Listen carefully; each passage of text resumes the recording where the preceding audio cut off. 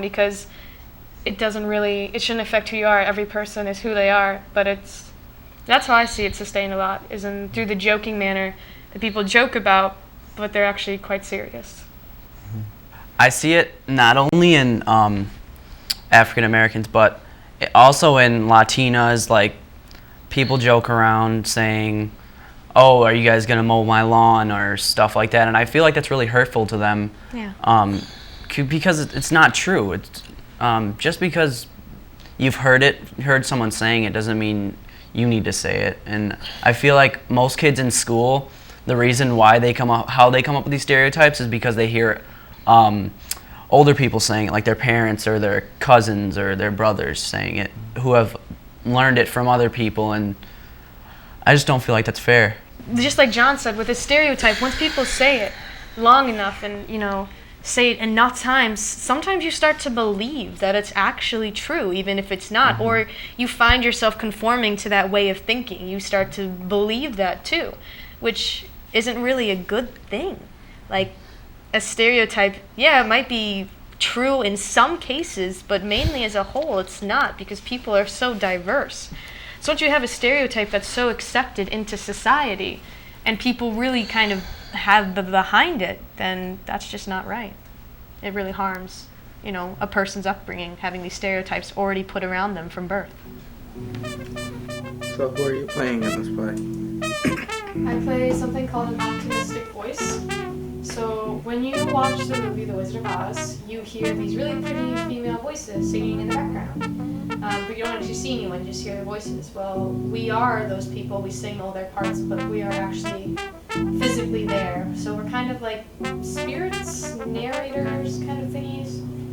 So we wear these like white pretty dresses and have our hair up in like the 40s style, like the rose and the victory curls. Marilyn Monroe kind of makeup, and we stand there and sing pretty and look pretty, and everything goes on around us. We're kind of like Dorothy's stalkers, but not, because we're not actually stalking her. We just appear, sing, and leave in multiple different scenes. Roll up all your pins. Make sure you have your Okay. Make sure you grab your costume bags too, ladies. Okay. Ready? Hey, open door. Rick, up go. Up, 2, 3, 4. 1. Bring your jacket. Well, she's doing, but she's not going. Go. Bye, Khari. See you later. Bye, Elizabeth. Bye. Everything?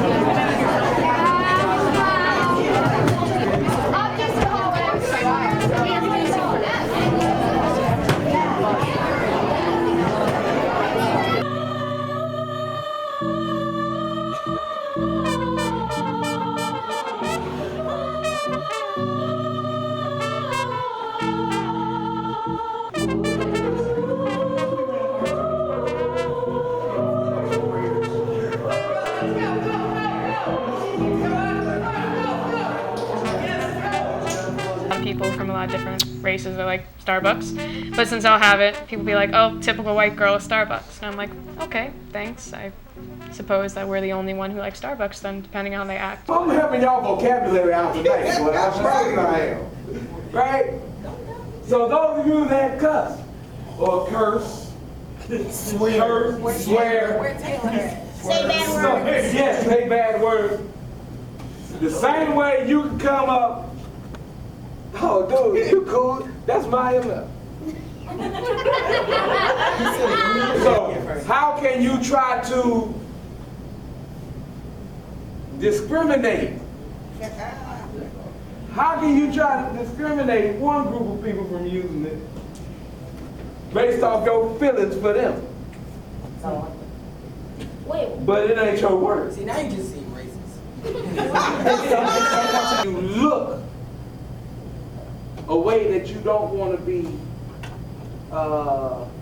perceived. Yeah, that's the word. You look a way that you don't want to be perceived. Right? Now, I'm all for justice for Trayvon. All for justice. All for justice. I'm glad you got on the list. I'm glad you got on the list. No, let them stay like that for right now. Let them stay like that. Zimmerman. Everybody be quiet. All right. Now. You can be the best kid I know, straight A's, all that. No. But you look suspicious. What if I take off my hoodie? Because I do got on my Hollister shirt under here, pull up my pants and throw up on my belt out. So why not do that in the first place so nobody would It's cold perceive? down here. So you wear your pants down because it's cold. My pants stay down. Yes, they My are. pants are around my waist. Dude, That is not if your people way. can see your drawers. That is not your way. Right, my drawers high, not my pants. And that's why little boy got skid marks all over their drawers because his pants draw too high. My drawers high, not my pants. What's the draw? Yes. I like to keep my pants low. I got a low waist and I wear my underwear high. Because you are being perceived, you're being perceived, and then here's the part where you get offended. Because you look like an N-word. Yeah. Okay, I can. Look, you mad. You see what I'm saying? So now people perceive you as you look like an N. You see what I'm saying?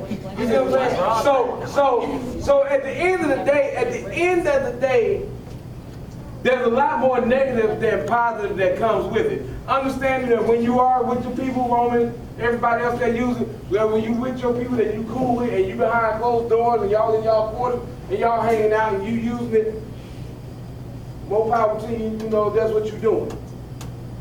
But be careful of using certain terms and words and know where you're at, know your surroundings.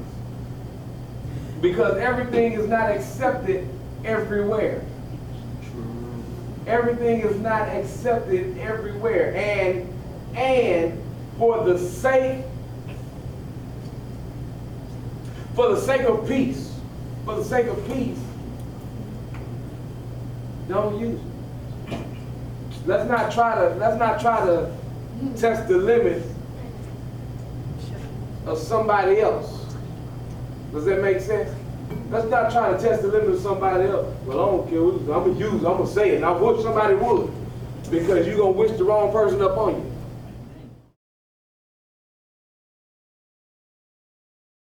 It doesn't matter if it's a race or sex or if it's an occupation. A prime example is I walked into this building and a young man said I didn't do it. Didn't mean anything by that. It's just a typical reaction because I'm a policeman.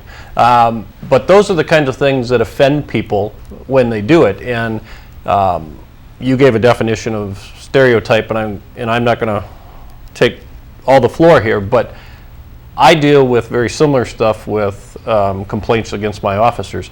And I use racism versus racial microaggression. One saying racism is simply that you believe one race is more superior than the other. The microaggressions is that you make these insensitive comments, whether they're intentional or unintentional. And to me, there's a big difference there. If somebody is racist or somebody is just insensitive. And to me, that's where the discussion has to start. We have to start at the honesty part from the start. That's where it's got to start. And until we do that, we can't.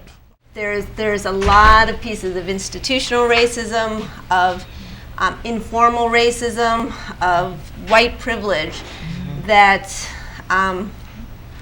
that schools have not managed to fix yet. And so students come into school, and when I look at a class of 25 kindergartners, they're all really excited to be there, and they're happy to be there, and they want to be there, and something happens. And as an educator, I feel that myself and other educators, we hold a good portion of the responsibility.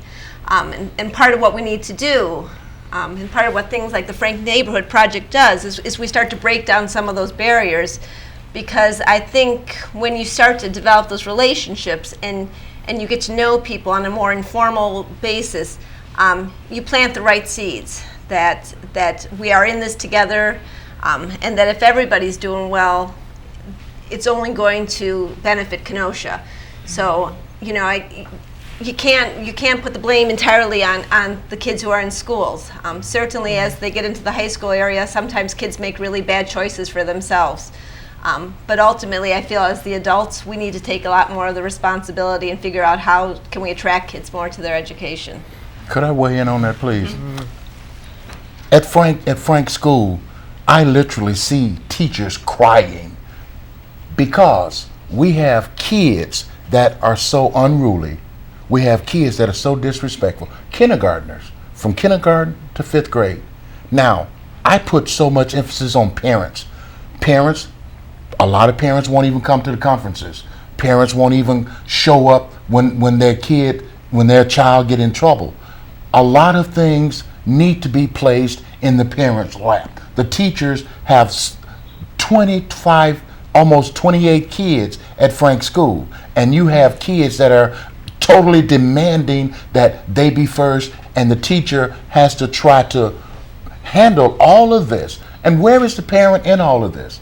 A lot of parents won't come in, and our teachers are struggling because the classrooms are so large and parents won't come in. I know that if we could build a relationship with those parents, between the parents, the teachers, all the resources that are out here, we could make a dent in the problems. But we need parents. Teacher needs those parents to be there. They need those parents to read with those kids. They need those parents to emphasize respect, to emphasize that you are in school to learn, to listen. Some of the kids are so disrespectful that it makes it very, very hard. And I see this not only just at Frank's school, but at Jefferson, at a lot of the schools that I go to. We are missing parents. That is the whole key to these children's successes. The teachers have a lot of power, but that power as a parent that they don't have. I have to totally agree with both of them, that absolutely we need more support from parents. But as educators, we have to be willing to take down some of our own walls and be willing to reflect on our own behaviors and our own attitudes and our own reactions. And are we just falling into some old school ways of this child raised their voice to me, so therefore they're disrespectful? Well, it doesn't necessarily mean they're disrespectful. It might mean they're defending themselves, but they're doing it by raising their voice. And just because I don't raise my voice doesn't mean that's a sign of disrespect. And I have to reflect on my behavior and my reactions. And I think we're very afraid to talk about race. I know I sought permission to be here today so that I wouldn't put myself in jeopardy, because I needed to make sure. And so I know that for sure as educators we need to be looking at, let's just sit down and talk about it and be willing to be uncomfortable and be willing to make mistakes in what we say and grow and learn from those things. But if we never talk about it, we're not going to make progress. Mr. Bell, we have a lot of angry young men out here. Fathers are in jail. Mothers are going through all types of problems. But these young men that are angry, they have no role models. We have gotten so far off the bases. Our kids don't know who they are. Before we can fix this race problem, we must first fix an identity problem. We must understand who we are. We need men and women to talk to our children as who they are, what's expected of them, what's their their passion. We need our kids to know these things and to learn these things. Once you know who you are, then you know how you're supposed to conduct yourself. If you want respect, you need to first respect yourself and know that you deserve respect. If you're not respecting yourself, how do you expect other people to respect you? Don't, because it's not going to happen. Are racial stereotypes founded on truth? I think it's founded on not understanding, not giving a person the opportunity to make themselves known or to show what they have inside. Like Dr. King said, he wanted his kids, he wanted them to their identity to be based on their character, not their color. A lot of people look at me, but they don't know who I am. They don't know my capability. But once they hear me and know that, okay, this man has a passion to help others, then they begin to say, wow, okay, now I understand. But how can I understand you if I'm not taking the time to get to know you? So yeah, a lot of things are based on fear. Perfect example. People look at me and, wow, Pastor, I'm really intimidated. Why? Because I'm big, I'm black, I got a loud voice, and I'm intimidated. But that's how God made me. But once you get to know me, I'm just a man that has a passion, that has a loud voice. There's nothing different about me. But you must first get to know me. If I want to know the chief, I've got to build a relationship. I can't get to know him without a relationship. It's the same way, and I know the officers don't have a chance to get to know the perpetrators or not, but you know what? Sometimes you just need to just say, okay, I'm going to go with an open mind. I know right from wrong, and I know I've got to be right. I think people still judge. Mm-hmm. Mm-hmm. You know, before they ask any questions or get any clarification, or they have their own biases to begin with, and I think that comes into play as well. Based on perceptions, you know, like you're inundated with all of these images and all of these messages that are given to you consciously, subconsciously, and that's, I think, a lot of times what forms stereotypes. And so, you know, you have to filter out a lot of information. You've got to be really conscious about what you're thinking and what your thought, you know, process is, and that can be difficult, especially in today's world where you've got, you know, news 24 hours a day and, you know, everything's coming at you. You've really got to be fast and make the right decisions. I think teachers have to work at helping to build up students that are struggling, that have to remind them that they're strong and capable and intelligent, and you can do this. And maybe they're not hearing that at home, or they're not hearing it on the street or in their communities. But if I have you for 6 hours a day or 8 hours a day, I need to make sure that you know, as my student, that I believe in you, and I believe that you can overcome whatever obstacles you have in your life. That's my job. You plant those seeds, and they've got to be reinforced, and so you know, hopefully as a community, kids find places where those ideas that, you know, you are somebody, you can be somebody, you are intelligent, you can do this, hard work is okay, get planted and then get reinforced. But, you know, ultimately, as Kim said, you know, as the educators, we are in there trying to plant those seeds, hopefully, and then they take root and they grow. Letting someone know that they have purpose, letting someone know that they can add value to not only their lives, but other people's lives. We each have a passion, we each have a purpose, and a lot of young people don't know their passion or their purpose, but someone has to be able to show that child or that individual that you have a purpose in this life. God didn't make you just haphazardly just to go get high, smoke a joint, drink a 40 ounce, do some drugs, get in a gang, go get shot, go to jail, go to prison, and die. Life is much more. It's much more. So we've got to let our young people know. We've got as a society has to step up and let young people know that